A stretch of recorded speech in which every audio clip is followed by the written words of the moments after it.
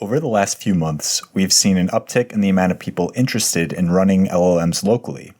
This is mainly due to the release of Cline and Llama, and because these models are so powerful, people have been able to do a lot more on normal consumer hardware. This is going to be a guide on how to do this relatively easily, but first I'm going to give a short introduction. Then I will go over the differences between running LLMs locally or using an API, such as with OpenRouter. Then I will go into the installation of llama.cpp, and finally I will test out running Cline 35B locally. There are two main engines that matter when running LLMs locally for the average consumer. There's vLLM and llama.cpp. vLLM is a high throughput serving engine, and typically you're going to want to use that if you have multiple different people accessing the same machine. However, if you're the average consumer that just wants to kind of test things out, you're probably going to want to go with llama.cpp. This tends to work on a wider range of architectures, and whenever you see a model with a quantization of the acronym GGUF, this is something that you can use in llama.cpp. It's the one most people choose. To give a little more detail about llama.cpp, it's fairly simple to use. There's no Python environments to configure. There's just a single binary that you can install in a couple of minutes. It's the engine that powers LM Studio on the back end. So if you've ever used this program, you've already used llama.cpp without realizing. And like I said, the main benefit is that it runs everywhere. It's meant to run on Apple Silicon or Windows or Linux or any other architecture. On the right here, I have basically a very simple command for llama.cpp, and this is just a sample, but we will go into a little bit more detail in a little bit. In order to actually figure out how to use llama.cpp, of course, you could read the docs or you could consult an LLM in order to get advice, but often I find the best way to learn something new is to copy what other people are doing first. And so that's what we're going to do today. So we're going to go to localmaxxing.com, which is a benchmark website that has recently launched. It has a community leaderboard, and you can browse by model. You can search by different hardware configurations, and you can find launch commands that pertain specifically to the model that you're looking to run. And I find this very useful because there's many flags for both vLLM and llama.cpp that I was not aware of until I actually started browsing Localmaxxing. One question I often get asked by people looking to run LLMs locally is whether it's actually worth it. And my answer is usually that it depends. Currently, frontier models are extremely powerful. They are better than anything you can run locally, of course, but they do tend to be fairly expensive. As I mentioned before, privacy, if that's something you care about, then you can only get that locally. There's also the configurability aspect, but one thing that I think most people don't touch on is the speed differences. There are some APIs that are fairly fast, but you can usually do better with local hardware if that's something you care about. So for example, with Cline 35B, it has 3 billion active parameters, and it's a mixture of experts model. So it does tend to be pretty fast. On my machine in particular, I can run a 4-bit quantization with, I have 32 gigabytes of VRAM. I can run it at about 110 tokens per second output. Here we see that there are actually providers that can do this.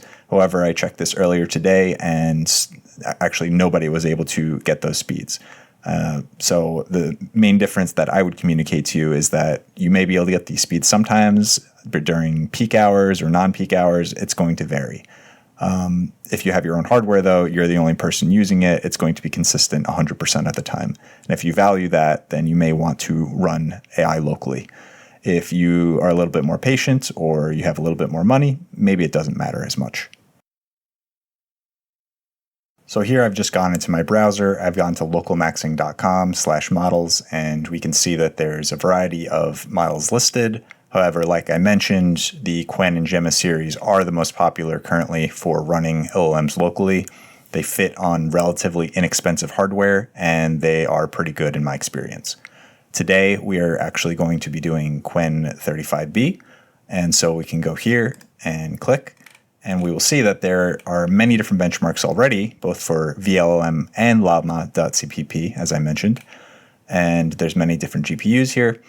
We're going to scroll down a bit. And so I currently have a setup of 32 gigabytes. I actually have two 5060 Ti GPUs. And you can use these in parallel with a flag called tensor parallelism. However, just to keep things simple for today, I'm going to look for one that is only 16 gigabytes, and we'll try to get that working on just a single GPU. So if we go over here, we can look down and see that a 5080 also has 16 gigabytes. We can run it in llama.cpp, and we can get a fairly large context size and also very high throughput. This might not be the exact same throughput as I'll get on my card, but hopefully it'll be something similar. So if we click here, we can get a little bit more detail. We can see the exact command that they used. We can see that they're doing things like KV cache quantization. But the most important thing is just getting the exact model that they use and then the flags that they're using. So here that we can see that this is an IQ3 XXS quantization.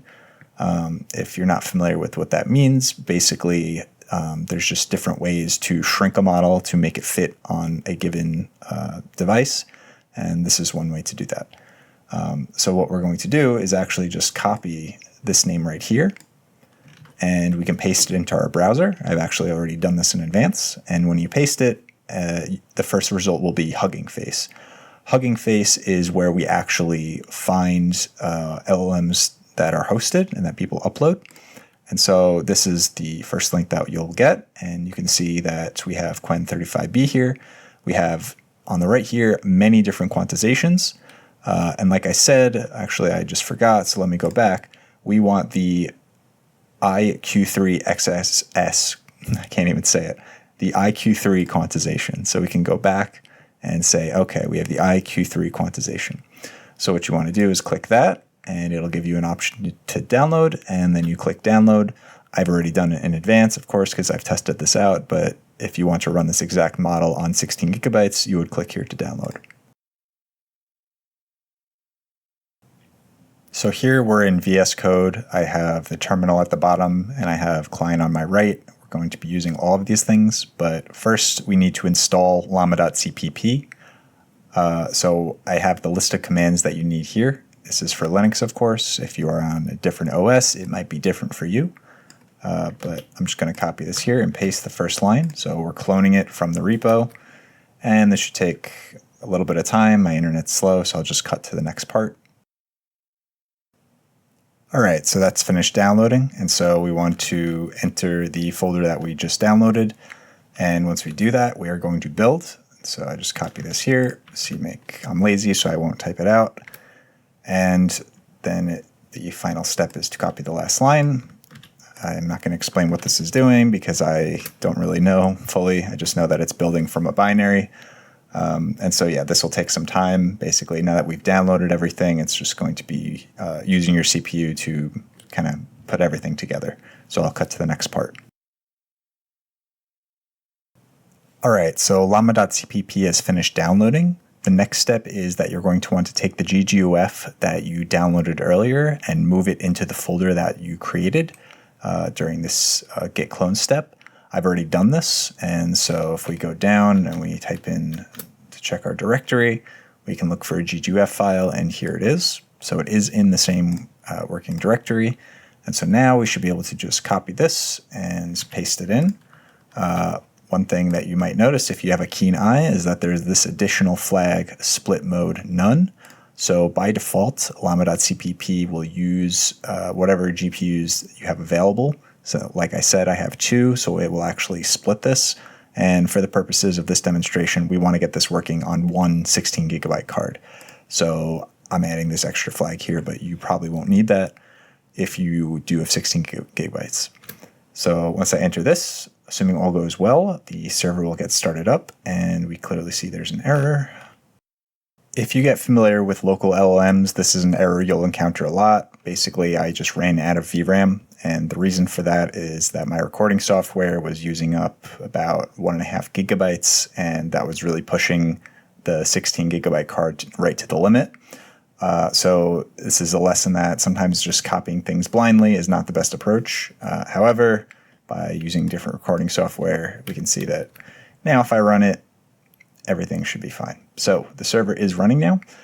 The only question is how to actually make use of this. So we have this LLM, which is now accessible by any application on our machine. And it's basically this local server, which is an HTTP server. I'm going to use Cline. You can use any software that you want. A lot of people are using Hermes Agent. I've been dabbling with it a bit. I used it to make the slides for this video. And there, you can use it in Cursor or whatever else is available to you. But here I'm just going to use Cline. So you want to make sure that the ports match. So we have localhost, which is correct, but here it's port 8080. So I'm just going to edit that. And then here the model ID is just going to be the full file name. Normally you would want to kind of have a serving model name. I didn't do that here, but I'm just going to paste. I'm just going to paste all of this in. So that should work. And now we can hit done. And now we can go to here. And this is just some tests and things. If we just go to plan mode and hit test, we just want to make sure that this actually outputs something. And so we can see here now the server is actually responding to our request, which is a good sign. It's processing our prompt. It's outputting tokens.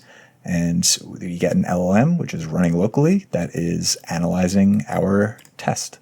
So this is all working great. The only final question is whether the intelligence is actually as good as the benchmarks say. Due to the quantization we are using in order to fit in 16 gigabytes, that is debatable, but this is not something I've actually tested. If that's something that you are curious about, definitely put it down in the comments. I'd love to hear what people would like to see in the future. I have been working with Quen35B, but actually a different quantization for some games that I've been tinkering with. But I've had good experience with 4-bit quantization in general. This might be a little bit tighter, but who knows? Maybe it's just as good. So that's really all I wanted to do for today. It seems like llama.cpp is fairly easy to use. The longest time that anything took was just the installation itself, but not the actual inputting of commands. If you have any questions, of course, once again, feel free to ask them in the comments. And otherwise, I will catch you guys next time. So thank you for watching.